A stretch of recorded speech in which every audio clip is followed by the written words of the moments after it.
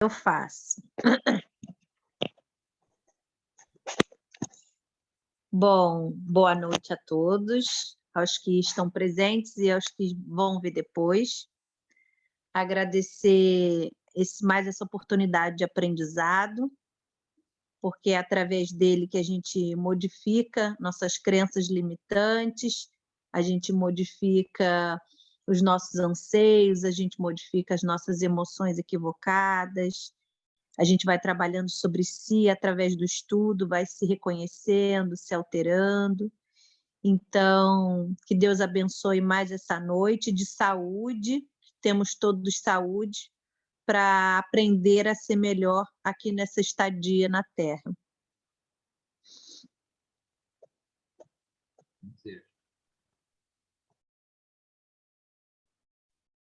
Que assim seja. Então, vamos lá. Dando sequência aqui, que é só para explicar para o pessoal que a Já queria fazer esse estudo, mas ela está trabalhando, aí ela pediu para eu fazer. Então, nós vamos dar sequência aqui com a questão 24, né, que vem falar sobre a questão do espírito, da natureza do espírito, matéria, inteligência, para que a gente possa entender um pouquinho mais o que é o espírito, o que somos nós, na verdade, né? Então, na questão 24 do Livro dos Espíritos, Kardec pergunta assim: espírito é sinônimo de inteligência? E os espíritos respondem: a inteligência é um atributo essencial do espírito. Uma e outro, porém, se confundem num princípio comum, de sorte que para vós são a mesma coisa. Então, entre tantos os atributos que o espírito tem, a inteligência é uma delas, né? Um destes atributos. Para nós, ante a nossa limitação de compreensão, costumamos dizer que o espírito é o princípio inteligente que atua no nosso corpo, né? Então, é como se fosse a própria inteligência, porque o corpo não pensa, ele não tem raciocínio, tudo, ele não faz escolhas, ele recebe comandos e, sob esse comando, ele passa a agir. Então, o espírito é o atuante na nossa matéria. Então, é ele que escolhe, ele que pensa, ele que deduz, ele que conclui, ele que age, né? Através dos impulsos eletromagnéticos que nós vamos recebendo e vamos tornando isso algo mais material. Então, por isso que ele diz, né? Uma e outro se confunde num princípio comum, de sorte que para vós são a mesma coisa, tá? Qualquer coisa vocês me interrompam aqui, tá? Não tem problema nenhum. O espírito independe da matéria ou é apenas uma propriedade desta, como as cores o são da luz e o som o é do ar? São distintos uma do outro, mas a união do espírito e da matéria é necessário para intelectualizar a matéria. Agora me lembrei de Silvio Magno. O que não é matéria é espírito, o que não é espírito é matéria. Então, veja aqui, ó, são distintos um do outro. Então, o espírito passa a ser uma propriedade, né, algum atributo para que a matéria possa se intelectualizar, ou seja, sem o espírito nós não temos vida. Nós, corpo, né? Corpo material. Nós não temos inteligência, nós não temos um princípio que nos ajude a pensar. Então, quando a gente diz assim, o meu espírito, na verdade, a gente tem que dizer o contrário, né? O meu corpo, né? O meu corpo, porque eu sou o espírito, eu não sou o corpo. Então, nós usamos, às vezes, o termo errado, né? O corpo é aquilo que nos é concedido para que a gente possa se manifestar, para que a gente possa estudar, aprender, evoluir.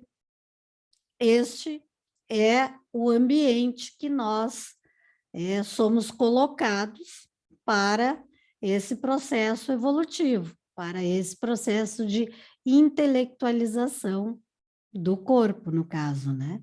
Então, se faz necessário que, para a reencarnação, aqui nesse momento, a gente precise desse corpo, tá? Tá claro até aqui? Se ficar confuso, é só perguntar. Aí tem o subitem ali, né? De explicativos da questão. Essa união é igualmente necessária para a manifestação do espírito? Entendemos aqui por espírito o princípio da inteligência, abstração feita das individualidades, que por esse nome se designam. É necessário a vós outros, porque não tendes organização apta a perceber o espírito sem a matéria. A isto não são apropriados os vossos sentidos. Ou seja, nós sabemos que há os espíritos aqui entre nós, né? Mas para essa comunicação, essa manifestação mais eficaz do espírito, o corpo se faz necessário. Porque nem todo mundo é médium ostensivo, né? Se nós tivéssemos essa facilidade de conversarmos, de visualizarmos, trocar uma ideia direto com o espírito, sem a necessidade do médium, aí ficaria até mais fácil. A gente poderia entender assim, olha, na verdade não preciso da matéria, mas para a questão da evolução, a matéria ainda se faz necessário, até porque o mundo é de expiações e provas. Então, neste mundo, nós precisamos da matéria, porque não será apenas pela presença nossa como espíritos aqui que nós vamos evoluir, mas através de todo o processo que o corpo material vai nos auxiliar muitas vezes, através da dor, da doença, a compreender e estimular as nossas virtudes. Então, se nós ficássemos aqui somente em espírito, talvez o processo não fosse esse, né? Não, o objetivo não fosse esse. Então, em mundos mais evoluídos, nós já temos condições de sermos seres mais etéreos. Não precisamos tanto da densidade deste corpo que se faz necessário aqui no nosso planeta, né? E nos planetas similares ao planeta Terra, tá? Ficou bem claro aqui essa necessidade, o porquê que ele faz essa ligação, ó. É necessário a vós outros, porque não tendes organização apta a perceber o espírito sem a matéria, tá? Pode falar. Eu ia confirmar a pergunta, ver se eu entendi isso. Então, é uma necessidade para a nossa manifestação, porque esses dias eu até estava vendo, não sei se você conhece a Anete Guimarães, que ela é uma neurocientista, e ela fala muito sobre a questão científica, né? Do processo mediúnico. É muito interessante, porque ela mostra todo o movimento cerebral e como acontece, né, o fenômeno que ela chama de parapsíquico, né, que é o extrasensorial, na parte craniana mesmo. Então, quer dizer, esse movimento que é extrasensorial para esse corpo, para essa nossa casca, esse processo fisiológico também faz parte de um processo de aprendizado, talvez para que a gente aprenda a acreditar na vida além da matéria, seria assim? Exato. Faz-se necessário ser uma coisa, né, que você sinta, para você aprender. Exatamente. Tá. Porque se não for sensorial, tu não sente a presença, né? A mediunidade vem pelo sentido. Pelos 5, no caso, seria, exatamente. Né? Algo está presente conosco, né? Além de nós. Então, vem pela visão, vem pela audição, vem pela intuição, pela percepção, pela sensação. Então, é algo que nós sentimos. Então, há uma ligação. Por isso que ele diz, ó, é necessário a vós outros, porque não tendes a organização apta a perceber o espírito sem a matéria. Se nós excluirmos a mediunidade, a gente não percebe que tem outro espírito aqui, por exemplo, do nosso lado, se a gente nunca ouviu falar nisso. Então, para ele aqui, ele estava trazendo as perguntas, digamos assim, como um leigo perguntando, tá? Não se tratando diretamente da mediunidade, mas pela percepção. O que completa o material e o que completa o espiritual. Por quê? Qual a necessidade dessa fusão, né? Porque se nós já tivéssemos um pouquinho mais evoluídos, e um dia estaremos, o corpo físico não será mais necessário, né? Ah, então, é exatamente isso. É assim, é que hoje a gente tem a doutora Nete Guimarães, nós temos o doutor Décio, nós temos os estudos, então, mas na época aqui as perguntas eram essas, né?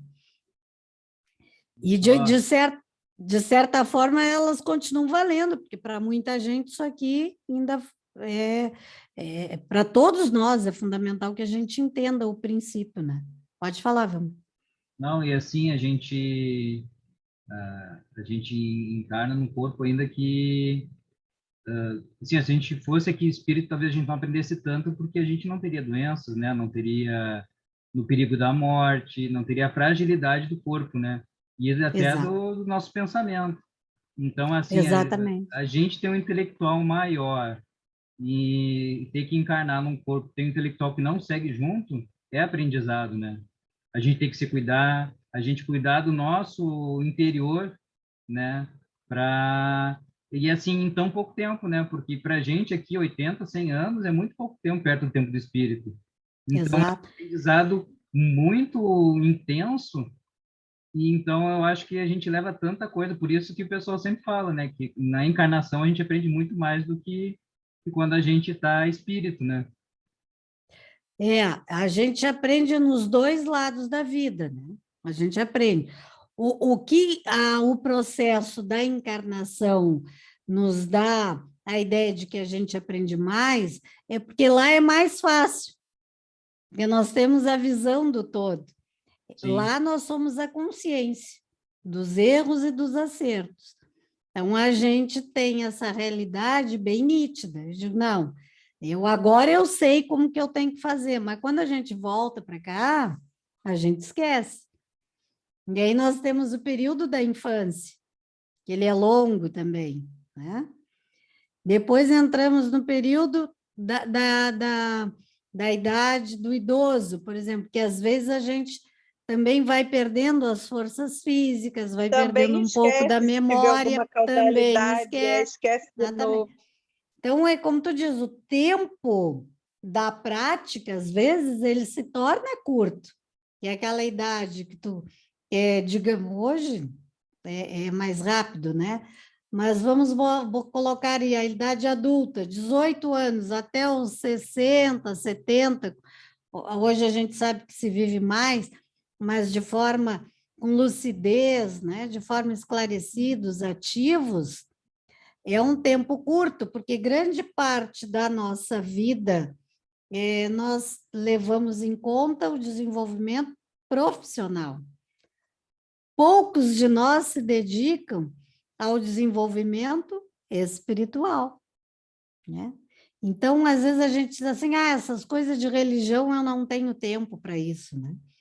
E não nos damos conta que, às vezes, a questão moral, ela está mais próxima do desenvolvimento da nossa religiosidade, da nossa espiritualidade, da nossa essência, do que da nossa vida como um cidadão comum, embora a gente tenha que, obviamente, saber o que significa ética, moral e bons costumes, né? Independente de termos religião ou não.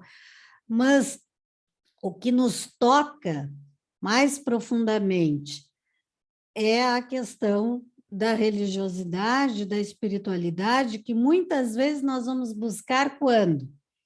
Normalmente não é pelo amor, né? A gente vai pela dor. Então, quando chega lá na frente, que a gente está assim, está doente, aparece um certo desgaste, aí a gente, e agora, o que eu faço, né? Aí, vamos lá na casa espírita tomar um passe, aí a gente vai. Aí a gente se interessa, começa a frequentar. Então, tu começa a despertar para essa outra questão. Só que, às vezes, esse tempo aí já é curto. O que ficou para trás foi muito maior. O tempo que ficou, né? Os anos que se passaram, a nossa contagem já praticamente já entra numa contagem regressiva, né? A contagem de retorno ao mundo espiritual. E a gente diz assim, se eu soubesse o que eu sei hoje, mas isso não fica perdido. Então, o que eu sei hoje, eu vou levar comigo. Então, vai me auxiliar no novo processo reencarnatório. Mas só no novo processo reencarnatório? Não, vai me auxiliar também na erraticidade. Porque quando eu chegar lá, eu vou estar me sentindo melhor, eu vou entender melhor a questão do desencarne. Eu vou conseguir vivenciar melhor esses ensinamentos também no mundo espiritual. Eu vou me colocar mais rápido, digamos assim, eu vou querer estar pronto mais rápido para começar o trabalho novamente.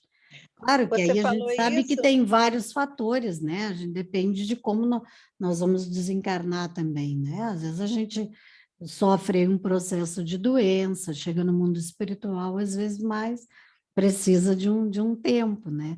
E não é porque a gente é espírita que a gente chega do outro lado cantando louvores, não. Às vezes a gente custa cair a ficha. você falou isso esses dias, eu peguei um Uber e ele estava contando a história, a gente conversando, e ele disse exatamente isso que você falou. Ele falou assim, eu sou muito espiritualizado, eu não sei, alguma palavra assim, similar, mas disse, mas eu não quero, eu não quero, não foi perder tempo, eu não quero me comprometer, porque é muito, tipo, dá muito trabalho, exatamente isso. Aí eu disse para ele, mas senhor, e ele já era mais idoso, falei, se o senhor entende que o trabalho continua, o senhor tem que entender que o senhor está perdendo tempo, né? Exatamente. Aí ele, sabe que você vê a pessoa fazendo download, aí ele ficou me olhando, tipo, caramba, tô no fim da vida. Então, realmente é difícil a pessoa, quando ainda não virou a chave de que, na verdade, está mais para a perda, né, do fim da linha, como tu falou. E ele ficou me olhando assim, calado, aí não falou mais nada. Porque é uma questão de né? matemática, né? Matemática e estrutura e conhecimento. A gente sabe, por exemplo, eu estou com 59 anos. A chance de eu viver mais 59 é quase que zero. Posso ter aí, a gente não sabe, eu posso ter 5, 10, 20, 30 anos, posso fechar com o meu vizinho que desencarnou com 100 anos. Mas a gente não sabe, né? Pode ser amanhã, a gente pode, como tem uma amiga minha que diz assim, a gente pode dormir nesse mundo e acordar no outro, né? Eu digo, ainda bem que a gente vai acordar em algum lugar, né? Pior é a gente acordar morto, né? Eu acordei e morri, né? Então, mas isso é uma consciência que a gente tem que ter e que muitas vezes a gente não gosta de falar, né? Como se nós fôssemos eternos aqui nesse mundo. E a gente sabe que não é, de alguma coisa a nossa matéria vai perecer. E como o Vilmar falou, e às vezes é nessa hora do perecer que nós aprendemos. É justamente nessa hora que a gente desperta para essa questão. Porque dizer, eu não quero compromisso com religião é fácil, mas na hora que a gente quer tomar o passe, tem o médium que assumiu o compromisso que está lá, né? Tem o padre que assumiu o compromisso que vai estar lá para casar, para batizar, para fazer a missa. Então, é fácil dizer, né? Eu não quero compromisso, eu só vou quando eu sinto vontade. Conversa, não vai quando sente vontade, vai quando precisa. Mas na hora que precisa, tem que ter alguém para atender. Se o pessoal olha para ele e disser assim, hoje eu não, eu também não queria compromisso, então hoje eu não vou lhe atender. É mais ou menos assim. Ou então, quando a gente diz, como ontem, né? Estava deitando água, o Vilmar não viu o pé d'água que estava aqui, temporal, vento, não tinha luz, mas muitos lugares estavam abertos. Tinha muita casa espírita aberta, por quê? Porque tem o compromisso. Eles assumem o compromisso e o pessoal vai. A pessoa sabe quem é que vai num dia desses? Aí eu respondo com uma pergunta, né? Eu digo, tá, mas se tu tivesse marcado o teu casamento nesse dia, o padre não ia te casar, tu ia simplesmente chegar e dizer assim, olha, cancela tudo, porque caiu um temporal, eu não vou casar hoje. É mais ou menos assim. Então, tem que ter aquela pessoa que quer ter o compromisso para atender às necessidades de cada um. E, por incrível que pareça, as pessoas vão. Por incrível que pareça, as pessoas vão. Já aconteceu de um temporal desses igual ao de ontem, cair num dia da evangelização infantil, lá na nossa casa espírita. E todo mundo apavorado, tem, não tem, é criança, e elas foram, as evangelizadoras foram, faltou uma criança só. As outras 20, 30, todas estavam lá. O mundo caindo em cima de chuva e vento, não tinha luz, faltou luz que nem ontem, mas elas estavam lá. Foram todas. Então, o que é isso? É o comprometimento, né? Gostam, querem estar naquele local, sabem que ali estão recebendo alguma coisa, estão aprendendo, estão ensinando. Então, quem realmente está comprometido, e a criança, quando ela abraça a causa, ela é mais comprometida do que o adulto. Ela lembra o pai e a mãe, olha, tem evangelização hoje, tu não vai me levar? E lá, não, hoje não tem, a tia avisou que não tem, não, tem sim. Tem, então, a criança cobra. Então, essa questão, é por isso que a gente costuma dizer que a infância ela é importante para o espírito, porque é na infância que os pais vão moldar isso. E, inclusive, fica mais fácil até mesmo para dar essa indução para uma religiosidade na vida. Depois há um período em que, claro, é jovem, vai estudar, vai trabalhar, até se afasta um pouco, né? Às vezes questiona, né? Sabe aquela coisa da rebeldia do adolescente? Ah, Deus não existe, aquela coisa toda. Mas a semente foi plantada. E às vezes isso retorna lá, já com a idade madura. Eles retomam, voltam para a casa espírita, voltam para o Centro Umbanda, volto para a igreja, volto para o templo evangélico. Por quê? Porque eles receberam a boa semente. Então, certa vez, A uma Ana mãe questionou. Vargas fala que que o processo da infância e da gestação no passe magnético é mais importante, porque quando ela está fazendo uma readequação encarnatória, na verdade, Exato. é mais importante, né, seria do que o desencarne, porque ela está vindo de um processo. Exatamente. E a gente também não pensa assim, depois que eu vi essa palestra, eu falei, é verdade. Exatamente. Ela está se readequando a uma nova encarnação, quer dizer, para ela precisa mesmo dessa atenção extra, né? A mesma despedida que nós fazemos daqui para lá, eles fazem de lá para cá. O sofrimento é para ter o mesmo, não adianta, né? Então, é isso que a gente às vezes não consegue entender. Então, essa fase da infância para o espírito, ela é importante. Certa vez, uma mãe chegou para o Chico Xavier e questionou isso, e disse, Chico, eu estou com um problema, meu filho participou por 8 anos da evangelização infantil e agora não quer participar mais. E o Chico olhou para ela e disse, quantos anos ele participou? 8 anos. Ah, não te preocupa que ele está bem encaminhado, ele vai voltar. Como quem diz, a semente foi plantada, né? Então, essas ansiedades que às vezes a gente tem são necessárias. Às vezes a vida precisa que estes desvios, às vezes, são naturais, né? Das escolhas, da própria profissão, dos horários. Então, às vezes, fica realmente difícil. Não, há necessidade do abandono total? Não. Mas aquela frequência, aquela coisa que a criança ia quando o pai e a mãe levavam, já se torna diferente. Às vezes ele só vai ter um horário disponível, mas ele vai. Às vezes ele vai poder ir só uma vez por mês, mas ele faz questão de ir, né? Mas ele não deixa de interiormente alimentar aquilo que ele recebeu. Ele aprendeu a orar, ele aprendeu a conversar com Deus. Então, isso para ele faz bem. Por isso que quando a gente diz assim, criança na casa espírita não incomoda. Deixa chorar, deixa conversar, deixa rir. Se ela quer caminhar, deixa caminhar, não tem problema. Às vezes os pais atrapalham mais que as crianças, porque ficam querendo pegar, né? Vem aqui, fulano, fica quieto aqui, fulano. Deixa a criança não incomoda, ela não incomoda.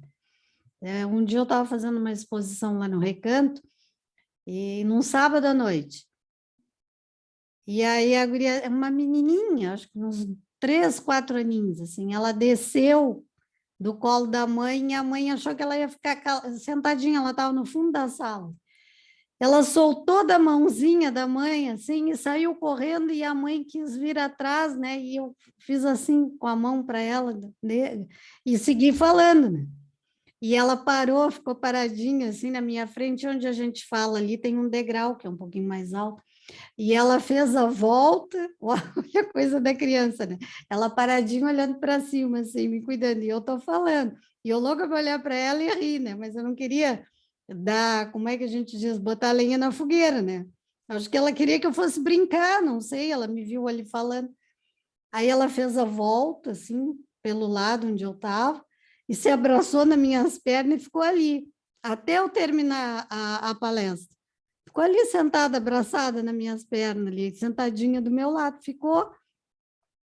Alguma coisa fez com que ela fosse até ali, né? É que se a mãe vem junto, naquela ansiedade de querer pegar, já atrapalha mais ainda. Ela não se machucou, não tinha nada para ela se machucar, ela só fez a volta, sentou, abraçou na minha perna, estava em pé falando, ela abraçou, ficou ali, encostou, assim, chupando o biquinho, ficou ali encostada do meu lado, e eu falando e ela ali, eu não podia nem me mexer. Foi muito engraçado, porque a gente tem essa coisa de que eu não vou levar criança porque criança chora, porque criança incomoda. Não incomoda nada, é um espírito que está ali, ele precisa também daquele momento, daquela prece, daquele passe, daquele canto, ele precisa daquilo ali. Então, a gente tem que incentivar a que se leve sempre as crianças, né? Claro, no caso, se não, ninguém vai levar uma criança para uma reunião de desobsessão, ninguém vai levar a criança para a casa de umbanda na hora que tem um trabalho que é algo mais sério, né? Que vai que exige uma outra concentração, não é isso. Mas uma reunião pública normal não tem por que não levar. Faz muito bem para aquele espírito que está ali, né? Ele vai se sentir sempre muito bem acolhido. Tá? Ficou bom aqui? Então, vamos lá. Poder-se-á conceber o espírito sem a matéria e a matéria sem o espírito? Pode-se, é fora de dúvida, pelo pensamento, né? Então, pelo pensamento, a gente consegue conceber o espírito sem a matéria, né? E a matéria sem o espírito também, porque tudo vibra na questão do pensamento, tá? A matéria existe sem o espírito, ou não existe? O que vocês acham? Ela pode estar inerte, mas ela existe, né? Vamos lá. Eu acho que ele até fala dos dois, né? Ele fala da matéria Sim, dos dois, e dos matéria, dois. então É que normalmente quando a gente lê aquela ali, como assim matéria sem espírito? Mas a matéria existe sem o espírito, né? Sim. Ela pode não ter vida, pode não ter uma atuação inteligente, mas ela existe, ela está ali. Há, então, 2 elementos gerais do universo, a matéria e o espírito. Olha, você ouviu Martinha que está aqui hoje. Ó teu pai, velho. Ele vai escutar depois na gravação, ele me falou que vai ver. Vai. Então tá. E ele vai ver que nós lembramos dele o tempo inteiro. Há, então, 2 elementos gerais do universo, a matéria e o espírito. E aí os espíritos respondem a Kardec, a resposta é grande, vamos indo por parte aqui. Sim, e acima de tudo, Deus. Existem os 2 elementos, a matéria e o espírito, mas acima de tudo, Deus. O Criador, o Pai de todas as coisas. Essas 3 coisas, já que a gente não pode definir Deus, né?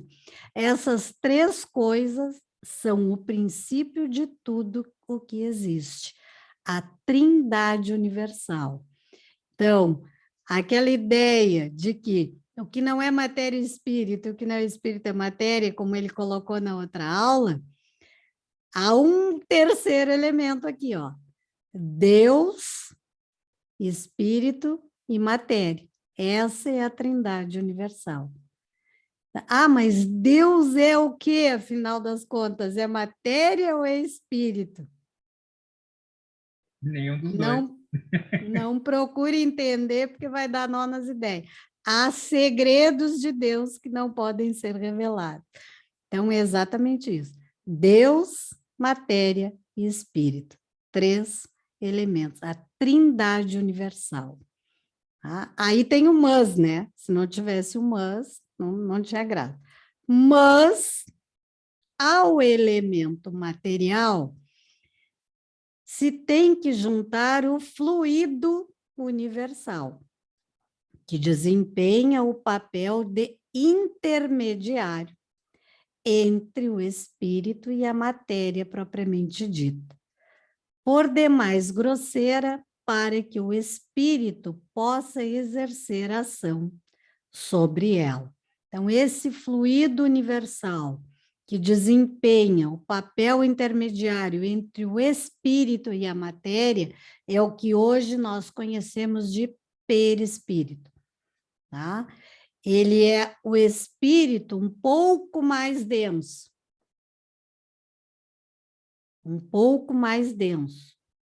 e menos denso que a matéria, que o corpo físico. Tá? Então, no perispírito se formam todas as nossas manifestações de dores, de perdas, de alegrias, de conquistas. Ficam as nossas fisionomias normalmente da última encarnação. Tá? É no perispírito que, se ele tiver que se mostrar para alguém lá, por exemplo, nos caminhos de Jesus, ele vai se mostrar na forma que vocês possam identificá-lo.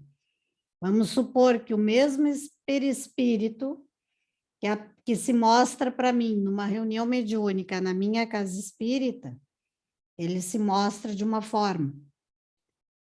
E o mesmo perispírito para vocês lá nos caminhos de Jesus vai se mostrar de outra forma. E no mundo espiritual, para os seus, ele vai se mostrar normalmente na última forma com os quais ele teve encarnado.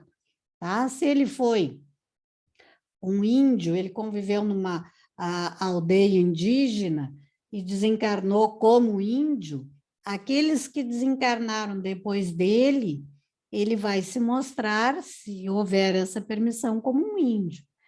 Ah, mas ele só teve? Não, ele pode ter sido um faraó, digamos assim, tá?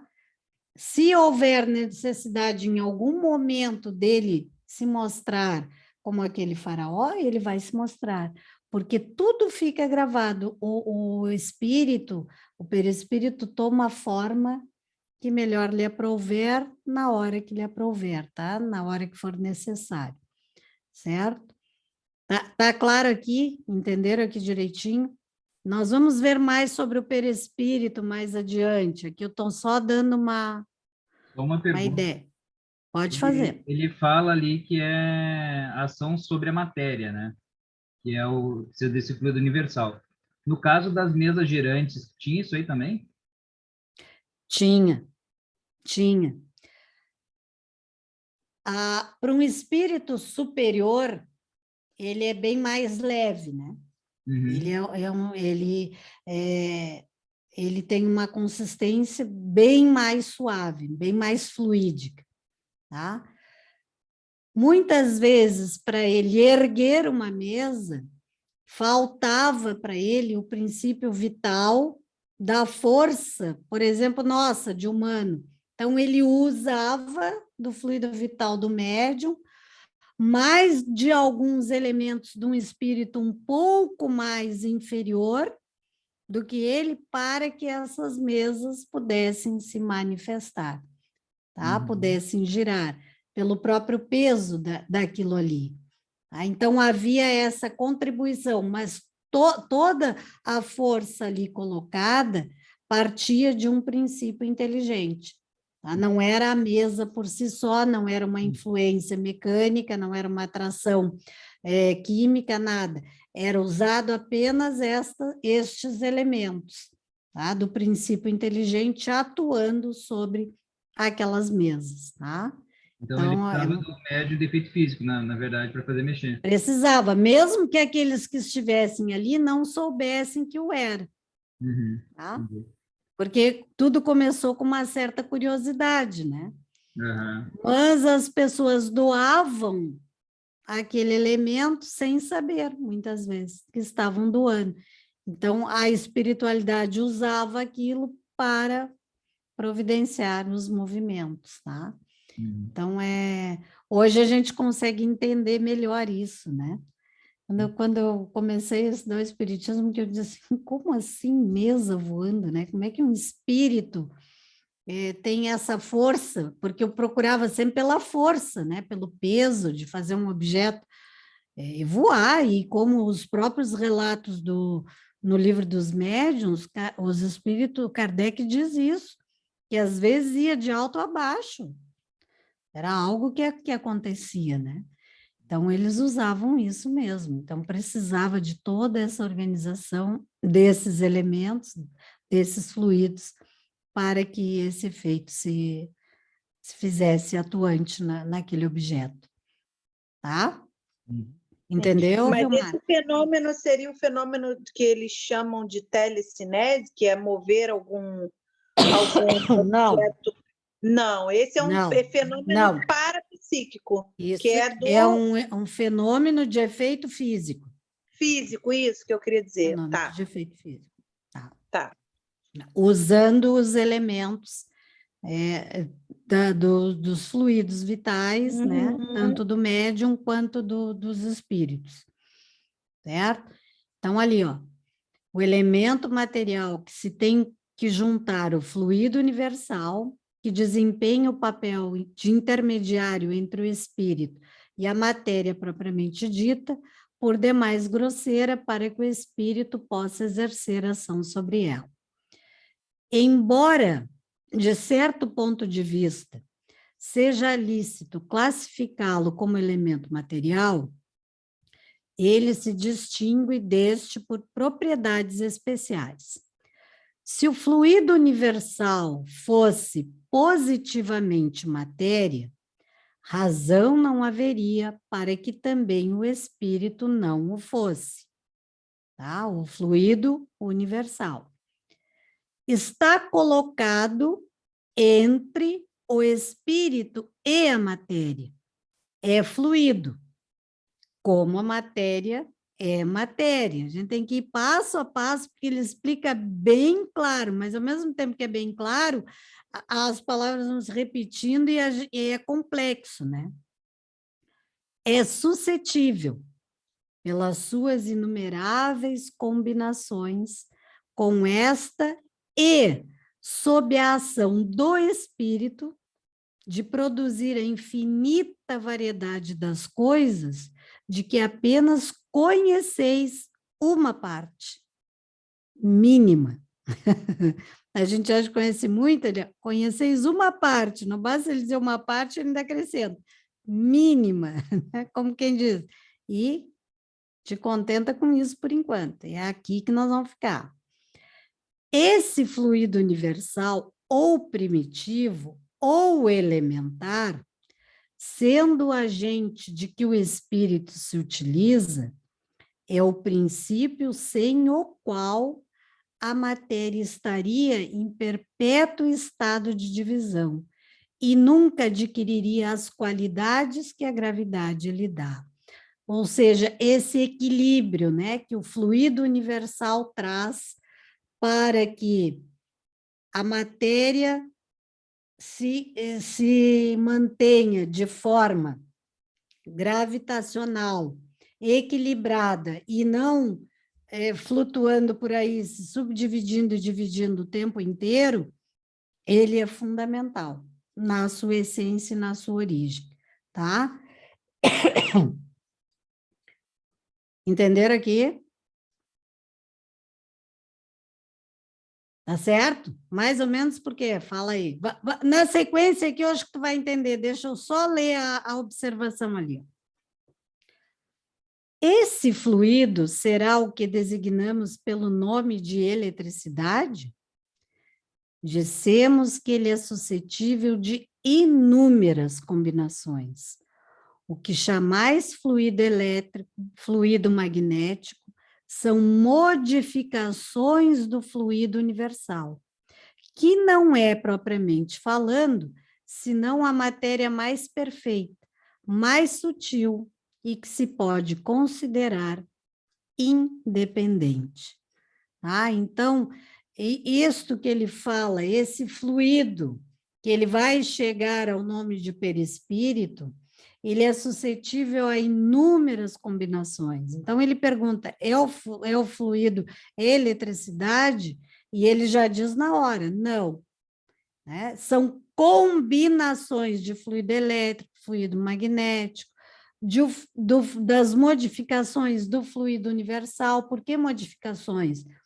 Porque pela combinação de vários elementos que existem no fluido universal, se fazem a combinação deste fluido que nós precisamos para ligar o espírito na origem e a matéria na qual ele vai agir. Então, ele é aquele terceiro elemento fundamental. Sem ele, a coisa não funciona, né? Para que a matéria se manifeste. Tá? Ali, entendeu agora, Raiane? Saiu do mais ou menos por legal? Vilmar, tá tranquilo? Sim, agora eu acho que eu entendi. É que nem o exemplo que ela deu, por exemplo, da água, H2O, quer dizer, aí você diz, tem água no mundo espiritual? Isso foi a Nete falando numa palestra. Tem. É a formação de H2O? H2O, as moléculas? Não. Aí tu fica assim, né? Ou seja, a formação de outros elementos que fazem a comparatividade com a água aqui. Aí, depois você leu, são entendi. Combinações diferentes, dependendo do ambiente onde Sim. nós estamos. Por isso que ele diz lá, ó, estaria em perpétuo estado de divisão e nunca adquiriria as qualidades que a gravidade lhe dá.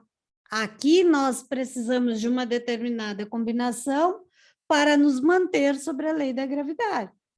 Fora daqui, a gente sabe que não tem gravidade. Então, uma molécula de H2O, fora daqui, não tem o mesmo efeito que aqui. Então, a gente já viu os astronautas mostrando isso, né? Eles derramam uma água e ele não consegue pegar, porque ali não tem gravidade, né? Então, cada combinação de elementos se faz necessária conforme o ambiente onde estes elementos são necessários para a sua ação, tá? Ali, 28. Pois que o espírito é em si alguma coisa, não seria mais exato e menos sujeito à confusão, o Kardec tirando uma onda, né, com os espíritos, dar aos dois elementos gerais as designações de matéria inerte, matéria inteligente. Ele já queria resumir a coisa assim, uma coisa é uma coisa, outra coisa é outra coisa, acabou. E vejam que era um homem de um conhecimento inigualável, né? Mas ele colocou as perguntas como se cada um de nós estivesse perguntando, porque a gente quer a coisa resumido, né? O ser humano, ele quer ser prático. Preto é preto, branco é branco, como diz o meu filho. Não consigo entender, mãe, azul é azul, essa história de azul mar, azul céu, azul violeta, é azul. Então, Kardec aqui fez a mesma coisa, matéria inerte, matéria inteligente. Aí os espíritos respondem. As palavras pouco importam. Compete-vos a vós formular a vossa linguagem de maneira a vos entenderdes.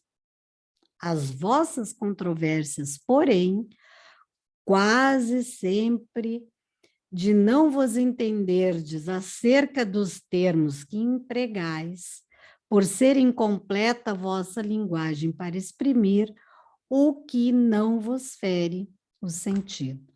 Então, é muita coisa que, para nós, na nossa linguagem, às vezes fica faltando, né? Então, se puder dizer assim, matéria inerte, matéria inteligente, dá? Olha, dá, então tá, é assim que eu vou entender, como diz o seu Vilmar. Voltamos ao seu Vilmar, o que não é matéria é espírito, o que não é espírito é matéria. Se é assim que a gente entende, ótimo, então tá, vamos ficar nesse contexto, tá? Então, Kardec trouxe essa ideia, matéria inerte, matéria inteligente, né? A princípio, seria assim. As palavras pouco importam, desde que a gente entenda que essa matéria inerte e essa matéria inteligente estão sob a influência da combinação de vários elementos que pertencem ao princípio universal, né? Então, é isso que a gente tem que entender. Nós passamos 5 minutos, mas vamos ler a nota aqui, só para não deixar incompleto para a próxima semana, tá? Então, aqui, sempre que está em vermelhinho aqui, que está em comentário, é um comentário do Kardec, tá? Um fato patente domina todas as hipóteses. Vemos a matéria destituída de inteligência e vemos um princípio inteligente que independe da matéria. A origem e a conexão destas duas coisas nos são desconhecidas.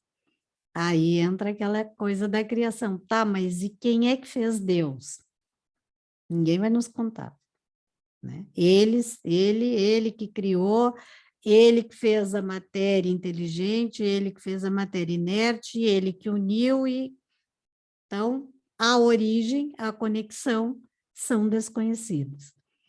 Se propano ou não de uma só fonte, se há pontos de contato entre ambas, se a inteligência tem existência própria, ou se é uma propriedade, um efeito, se é mesmo, conforme a opinião de alguns, uma emanação da divindade, ignoramos. Elas se nos mostram como sendo distintas. Daí, o considerarmos-las formando os dois princípios constitutivos do universo. Vemos, acima de tudo isso, uma inteligência que domina todas as outras, que as governa, que se distingue delas por atributos essenciais. A essa inteligência suprema é que chamamos Deus. Tá? Então, toda aquela história ali ele resumiu aqui para nós, né? Se é ou se não é, se foi ou deixou de ser, uma coisa é certa para nós. Existe uma força, uma inteligência superior que domina e que governa todas as outras ideias, todos os outros princípios, e essa inteligência é que chamamos de Deus. Para nós que cremos, né, a gente chama de Deus tranquilamente. Tem gente que chama de sorte, tem gente que chama de mãe natureza, tem gente que chama de força superior, cada um dá o nome que quiser, mas intimamente a gente sabe que é Deus, né? Então, ficamos para a próxima semana com propriedades da matéria. Algum comentário? Não? Já que a Rayane recuperou a voz, propriedades da matéria vai ser dela, né, Vilmar? O que tu acha? Não, tô brincando, tu fez a parte escrita e ele fez a falada, não. Aí a ele gente... foi um tradutor simultâneo.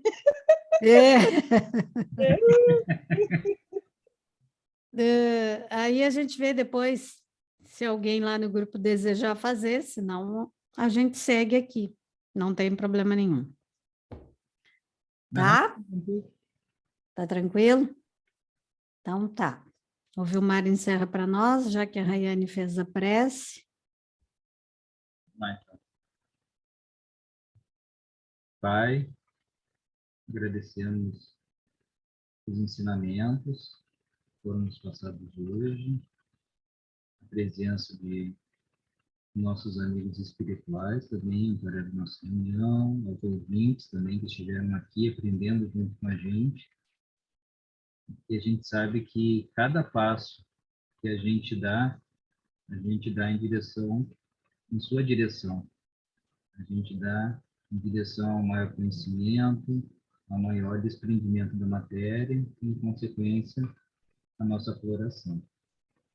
Então, para a gente encerrar, vamos rezar um Pai Nosso. Pai Nosso, que estais no céu, santificado seja o vosso nome, venha a nós o vosso reino, seja feita a vossa vontade, assim na terra como no céu. Pão nosso de cada dia nos dai hoje, perdoai as nossas ofensas, assim como nós perdoamos a quem nos tem ofendido. E não nos deixeis cair em tentação, mas livrai-nos do mal. Amém.